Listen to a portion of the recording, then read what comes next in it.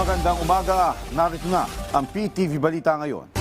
Nakauwi na ng Pilipinas ang 33 stranded overseas Filipino workers na apektado rin ng tensyon sa Middle East.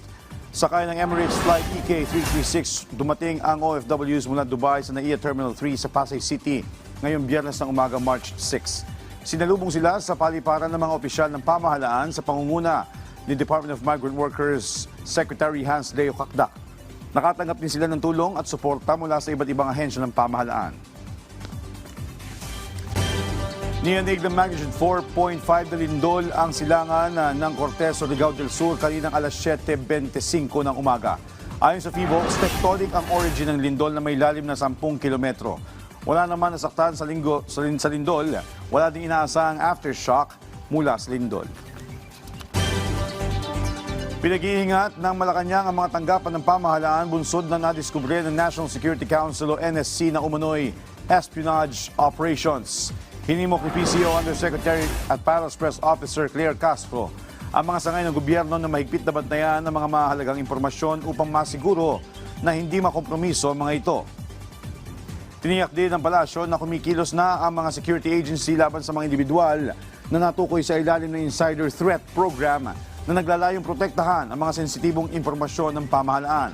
Una nang sinabi ng NSC na isang seryosong usapin sa pambansang seguridad ang natuklasang operasyon na kinasasangkutan ng mga Pilipinong umano'y kumikilos para sa Chinese intelligence. Naaresto na ang mga sangkot sa pamamagitan ng pinagsanib na counterintelligence operations at iniulat na nakipagtulungan na rin ang mga ito sa mga otoridad.